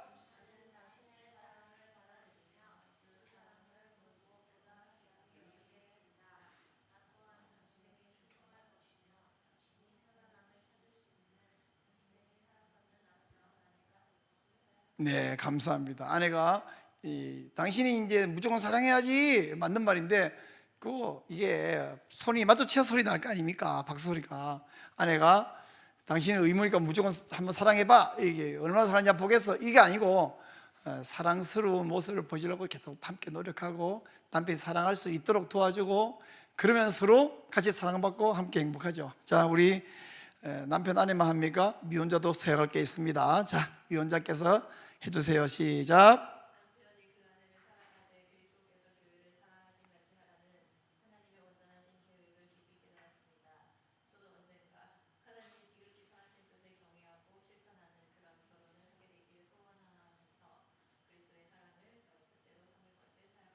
아멘. 네, 분명히 서약한 대로 될 것입니다. 이제 마지막 과입니다. 6과. 아내의 책임은 뭐냐? 복종입니다. 제가 처음부터 이 복종이라는 단어에 불편함이 있을 수 있다 이렇게 하는데 이제 설명을 좀 해드릴게요. 우선 성경이 이렇게 말합니다. 아내들이여 자기 남편에게 복종하기를 주께 하다 하라. 이는 남편이 아내의 머리됨이 그리스도께서 교회의 머리된 것 같음이니 그가 친히 몸의 구주시니라. 그러나 교회가 그리스도께서 하듯 아내도 범사에 그 남편에게 복종할지니라. 두 번 복종하라는 단어가 나오는데요. 그럼 이게 뭔 의미인가요? 첫째, 권위 아래 순서를 정한다라는 뜻입니다. 복종한다는 말은 자발적으로 자신을 내려놓는다라는 거예요. 로마서 13장에서는 각 사람은 위에 있는 권세에게 굴복하라라고 말하거든요. 자, 이제 우리 교회를 한번 생각해봅시다. 교회 교인이 10명, 20명, 100명, 1000명, 만명 수두룩하게 있습니다. 거기에 단임 목사를 이렇게 세워요. 자, 우리 대한민국의 대통령이라고 국민들이 뽑았어요. 각 시에 시장 세워놨어요. 그러면 선출된 시장이 도장을 딱 찍어보면 그 시 전체에 결정이 됩니다. 그리고 그걸 안 따르면, 이게 행정 결정한 것을 안 따르면 그게 위법이 되고 불법이 돼요. 가정에서 마찬가지입니다. 대표가 남편인데 그 권위 아래 순서를 정하는 것입니다. 그래서 자발적으로 자신을 내려놓는 것이 바로 복종하는 것이라는 뜻이고요. 권위를 존중한다라는 뜻입니다. 젊은 자들아 이와 같이 장로들에게 순복하고 서로 겸손으로 허리를 동이라, 이렇게 순복하라고 말했는데, 장로들, 어른들의 권위를 존중하듯이 아내들이 남편의 권위를 존중해야 한다는 뜻이고요. 그리고 권위를 따른다라는 뜻입니다. 종들로는 자기 상제들에게 범사에 순종하여 기쁘게 거스를 말하지 말라. 이렇게 권위를 따르는 것을, 다시 이걸 요약하면 이렇습니다. 돕는 배필로서 아내는 삶의 모든 영역에서 머리 남편에게 자발적으로 복종한다 라는 뜻이에요. 이것을 이제 성경적 원리를 좀 보면, 첫째, 하나님께서 아내에게 복종할 것을 명령하셨기 때문에 남편에게 복종하시기 바라고요. 복종은 주 안에서 마땅한 것이므로 죽게 하듯 남편에게 복종하라.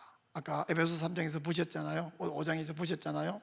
그래서 교회가 주님께 복종하듯. 근데 우리 주님은 완벽하니까 당연히 복종해야죠. 근데 남편 아내는 사랑이 완벽하지도 않고 복종이 완벽하지도 않아. 그 남편이 나를 향한 사랑이 예수님이 교회를 사랑하지 안 하니까 난 복종 못 하겠네요 아니라, 교회가 주께 복종하는 것처럼 아내는 남편이 반응을 보니까 남편이 좀 똑똑하고 책임감도 있고 인품도 있으니까 내가 복종할래가 아니라, 남편이 어떠하든지 네 남편이니까 네가 복종해라.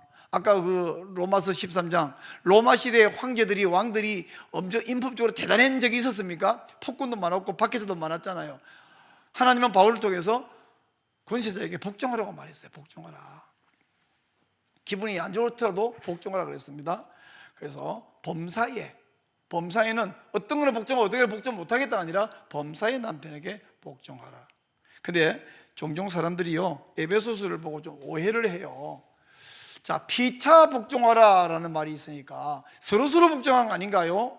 그리스도를 경외함으로 피차 복종하라, 이 말은 남편도 아내에게 복종하고 아내도 남편에게 복종하라 이런 뜻이 아닙니다. 여러분, 이 피차라는 말이 어디 적느냐면 보세요.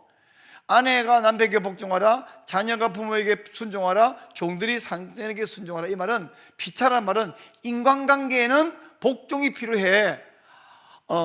남편 아내에게는 아내가 복종이 되고, 부모 자녀에게는 부모가 순종, 복종이 되고, 종 상전은 종이 순종해야 된다. 그러니까 인간관계에 두루 복종이 필요하다는 것이 피차 복종하라는 의미지, 이게 피차라는 말은 서로서로라는 의미 아니라고요. 서로서로 복종하게 되면, 그러면 노예가 있을 때에 주인이 노예에게 복종해야 됩니까?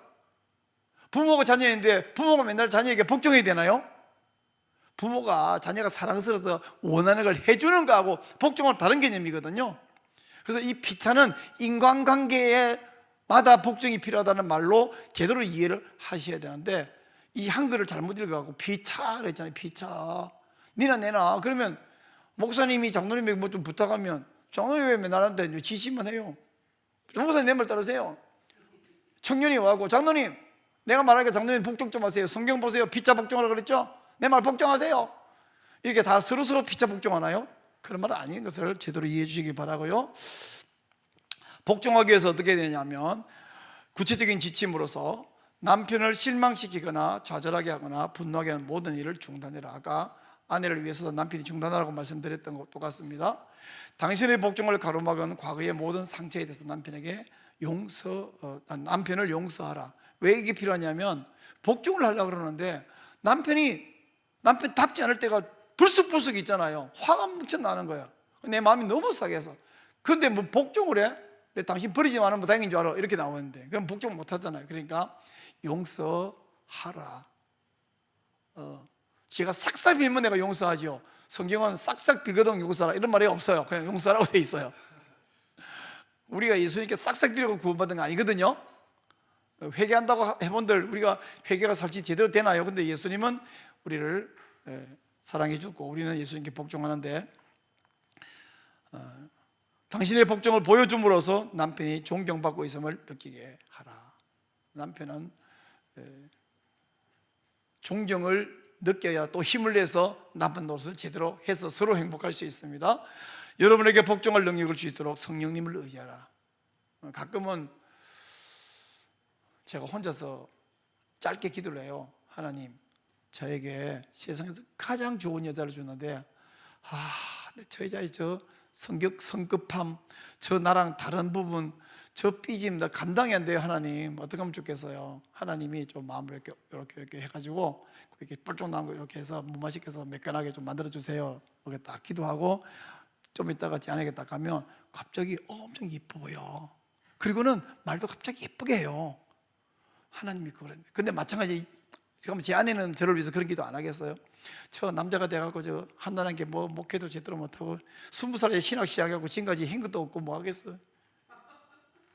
도대체? 그러면 저한테 저를 위해서 저런 남편을 어떻게 내가 복종하고 돌보죠? 혼자 기도 안 하겠냐고 그런 말은 안 하죠 저한테. 그런데 성령님을 의지하고 성령님 제게 복종하라 하셨으니 복종할 수 있는 힘을 주십시오. 성령님께서 복종할 수 있는 힘을 또 주셔서 함께 세울 수 있게 해 주실 것을 믿습니다. 자, 이제 부부가 함께 서약을 하십시다. 시작. 오늘 우리는 교회가 그리스도께 복종한 것 같이 하나님께서 아내에게 자발적으로 그리고 지속적으로 남편에게 복종하도록 명령하셨다는 것을 확인합니다. 자, 이번에는 복종해야 되는 아내가 남편에게 서약하는 겁니다. 아내들이 해주세요. 시작.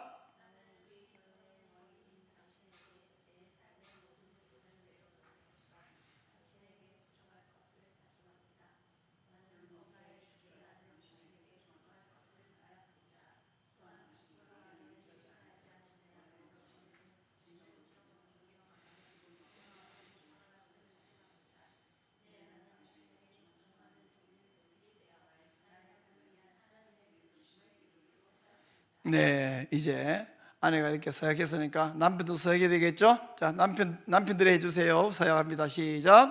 나는 당신이 기쁘고 편안한 마음으로 복종할 수 있는 그런 남편이 될 것을 다짐합니다. 당신이 나를 지지해주고 믿어주는 것이 내게 너무나 큰 힘이 됩니다. 이제 나는 당신의 필요에 민감하여 당신이 소망하는 것에 마음을 열기로 서약합니다. 네, 그 부부끼리 하고 나는 뭐 해야 됩니까? 미혼자도 있습니다. 자, 마지막으로 서약해 주세요. 오늘 나는 교회가 그리스도께 복종하는 것처럼 아내가 남편에게 복종하는 것이 하나님이 계획하신 결혼의 온전한 모습임을 깨달았습니다. 저도 언젠가 지극히 선하신 하나님의 뜻을 경외하며 실천하는 그런 결혼을 하게 되길 소원하면서 남편을 향한 아내의 온유하고 안정된 복종을 저의 결혼의 표대로 삼을 것을 다짐합니다. 아멘. 네, 이렇게 서약했으니 아주 좋은 남편을 딱 맞는 남편을 만나서 복된 가정을 이루게 될 것을 확신합니다. 제가 그렇게 축복하면서 기도할 것이고 하나님 응답하실 거예요. 이 강의 6과를 보통 두 과씩 해서 1시간씩 3번을 나누어 하던 것을 제가 2시간 안에 하려 했는데 하다 보니까 1시간 반에 다 끝났어요. 너무 빨리 제가 이제 예화를 더 들지도 않고 제 이야기도 아까 한 번밖에 안 하고 이렇게 2번 했군요. 그렇게 빨리빨리 지나가서 시간 안에 다른 날보다 이제 절반의 시간에 이걸 다 끝냈거든요. 혹시 이제 여러분께서 이대로 끝내도 좋은데 혹시 어떤 좀 하고 싶은 덧붙이고 싶은 말씀이 혹시 있으신가요? 자료 드릴게요. 네, 네. 사진 안 찍어도 메모 안 해도 자료도 드릴 테니까 나중에 쓰시기 바라고요. 네.